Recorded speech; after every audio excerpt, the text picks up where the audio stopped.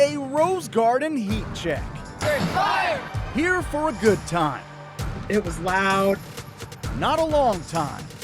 It was a shock, I think, to all of us. That fire fizzled in 2002, but this city never stopped believing. We're gonna get another crack at it. From the ashes, So the stars aligned.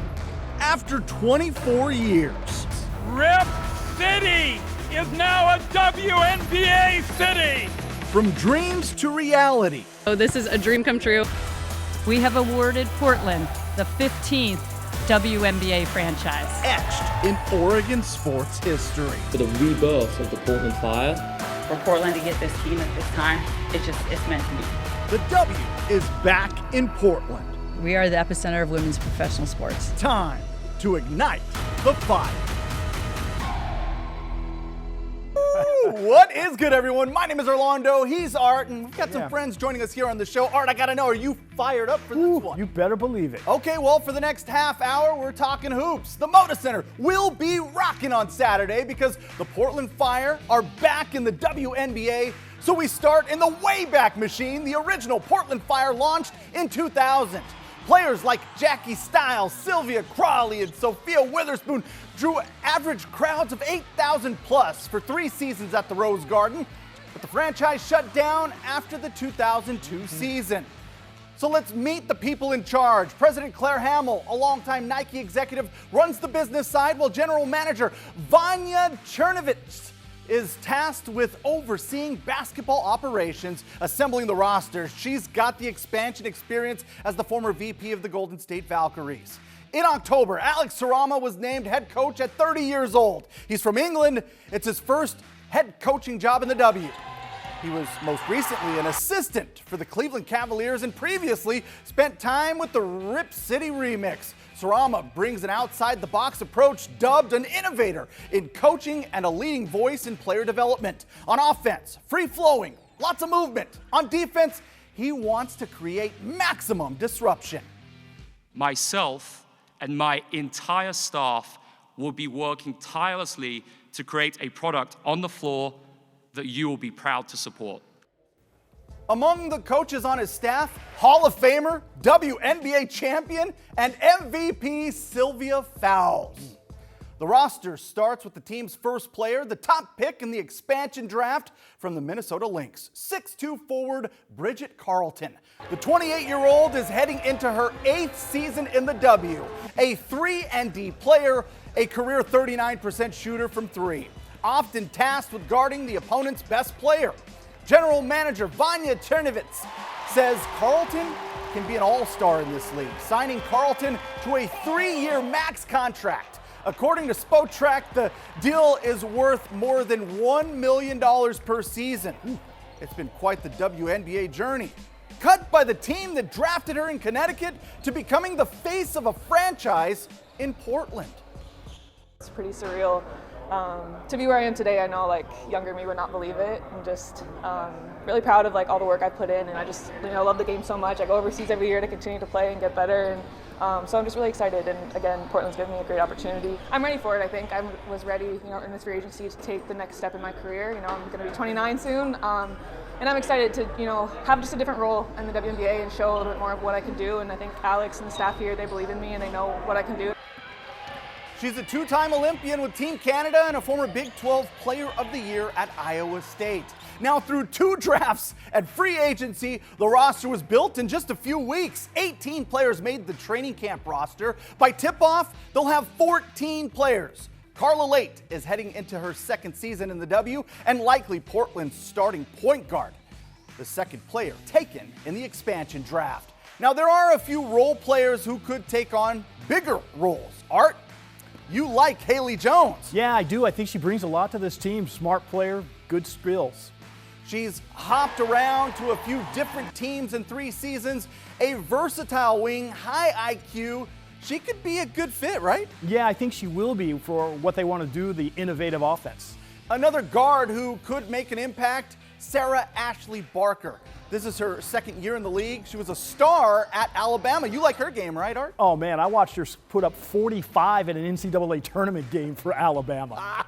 Well, look out for the post-play and pick-and-roll game of Luisa Gaisosoda. The WNBA draft had everyone talking in the Rose City. The Portland Fire on the clock.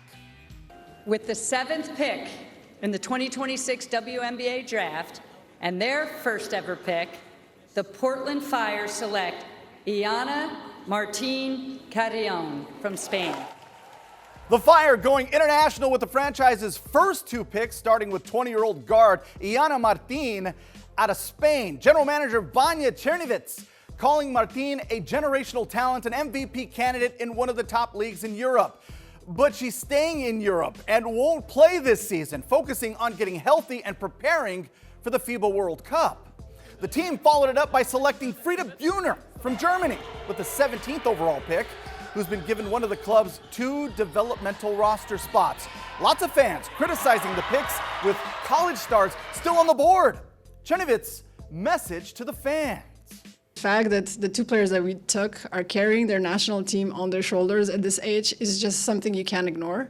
So what I say to the fans is just, please have trust in our, scouting department and our team. That kind of we do watch across, globally what players are doing and the levels of the leagues they're competing at, and just want to give them a chance.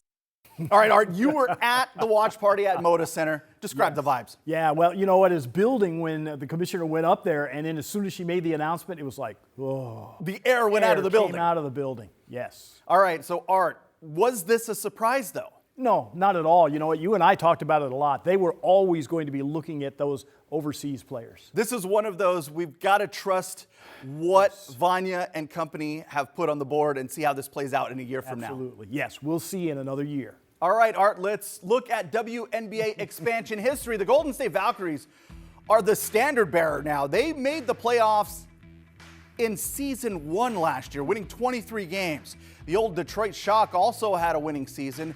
The original Portland Fire, meanwhile, went 10-22. But there have been some even worse expansion teams. Seattle, Chicago, Atlanta, they all won only a handful of games. But the Washington Mystics, well, they are the standard from the bottom, going 3-27 in 1998. I want to get your opinion on this, Art, but we're going to hold off on that in a little bit. In a little bit. Well, it is time to call a timeout, but we are just getting started. We'll hear from one of the key people in getting the WNBA back to Portland. Senator Ron Wyden talks ball in Rip City. Plus, she's the pride of Benson High School and the University of Oregon. WNBA insider Trista Crick gives her impressions of the Fire's draft and what we can expect in season 1.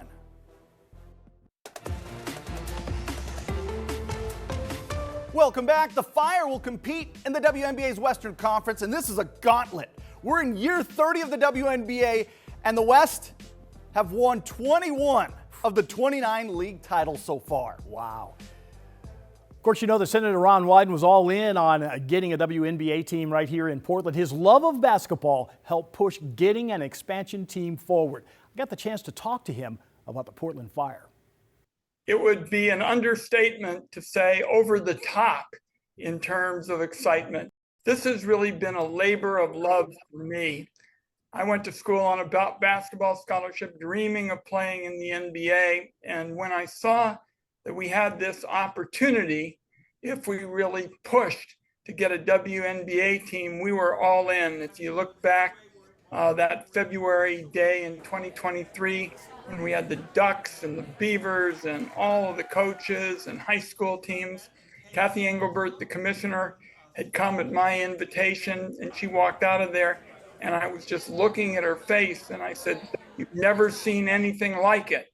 And she said, "That sums it up," and I knew we were going to get the team. When you look back, where do you feel like being a part of helping a WNBA team coming to Portland will rank in the things that you've done?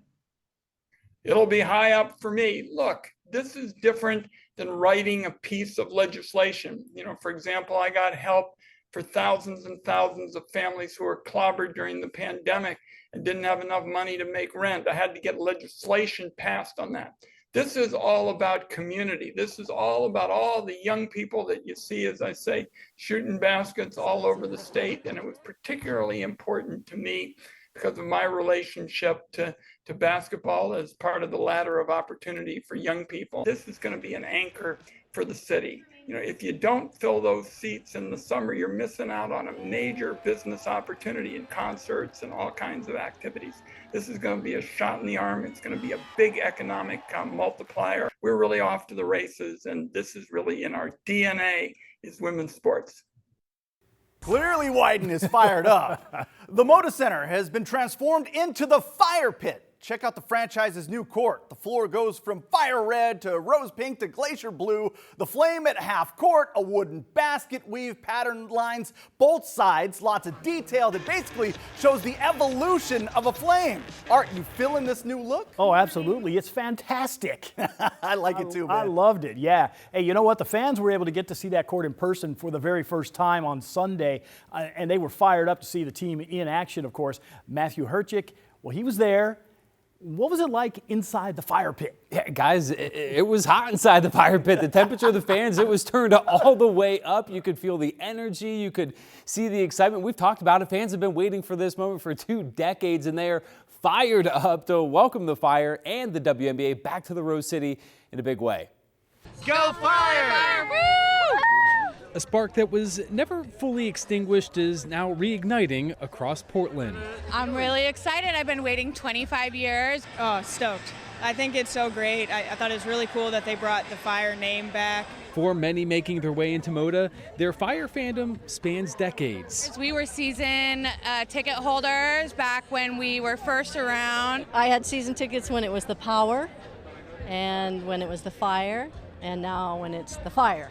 And for this family of 5, it's now spreading across generations. My kids started playing basketball, and then they had a WNBA team, and we pooled all our teacher money to get season tickets. Our city is so excited about this team, and the fact that we can give them this amazing environment to play basketball, and that women can play basketball.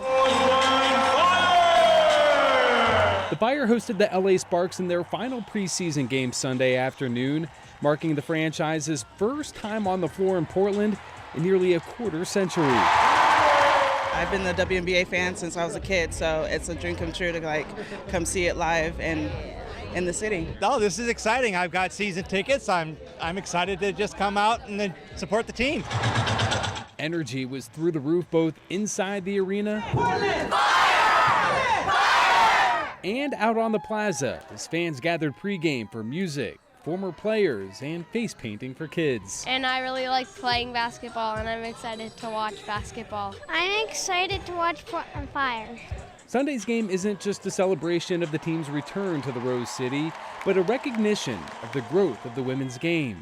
This just has a different vibe than it did back 25 years ago. I'm most excited to celebrate women. I think it's just amazing to have them here and that we get to celebrate them. The players and logo are different, but the team's name remains the same.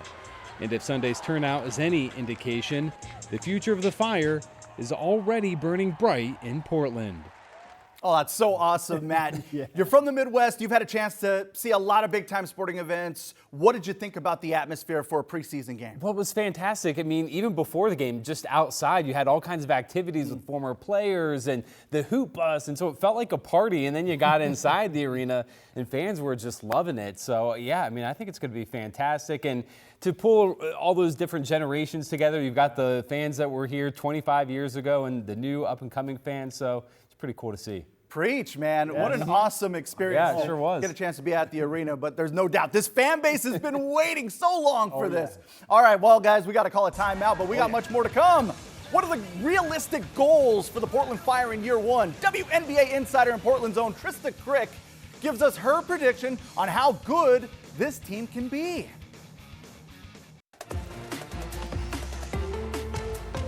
Art, I know you remember these two. Oh, yeah. Former Oregon Ducks stars Sabrina Ionescu and Satu Sabali have reunited in the Big Apple. The New York Liberty will be here for back-to-back games in week 1 of the season, May 12th and 14th.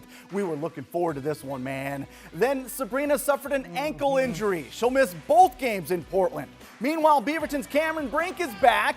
Brink and the LA Sparks are in Portland August 2nd.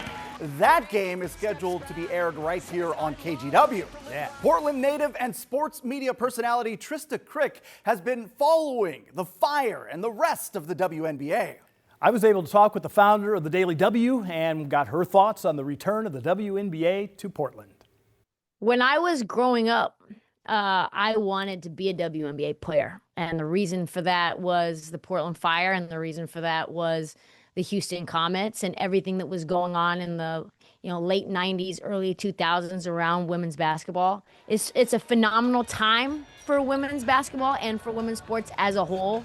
And I think Portland is the perfect market, and I think will be one of the top markets for all of women's sports as a whole. So it's just a great moment for that legacy team that happened, and got me excited about women's basketball to come back, 20-something years later. Did you pay attention to the draft closely and what the Fire did? But I know a lot of the fans are disappointed that they didn't pick one of the college players that they had been watching, especially during the tournament. Yeah, I think that's the struggle, right? Fans want somebody that they can latch onto and know right away, right? Like you see that with the Seattle Storm and Flage. Flage has a pedigree of excitement at LSU, and she comes in and steps in, and fans already have that name recognition. Vanya comes over, the GM of the Portland Fire. She comes over where she was the VP of basketball ops for the Golden State Valkyries. That was sort of the model that she brought over. A lot of international players, a lot of players that they draft and stash. I understand it from the fans' perspective, though, truly. It would have been nice to have one marquee player that you could at least rally behind, that fans around the country and in Portland already know from the college game. That was just never going to be what Vanya did, though. What do you think we should be looking at for this team? Well, I think that the expectations for the Fire should not be the same expectations for what we saw with the Valkyries. That was a lightning in the bottle scenario. So I think that probably the ceiling for this team, 15, 16 wins. I think Vegas has this win total set at right around 11.5, which is the worst in the WNBA. We'll be right back. All right, Art, it's time to tap in with Vegas insiders. Here are the numbers from FanDuel. New York, Vegas, Indiana, Atlanta are the favorites.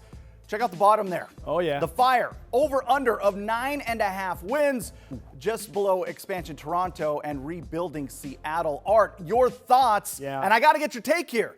You going over or under 9.5? As a Portland insider, yeah, I'm going over 9.5. Okay, so you feel good about 10? Yeah. The two worst teams last year both won 10 games. Yep, and I think they'll do that. Yeah, if I had to pick, I'm going under. I think it's going to be tough to win games. Point blank period.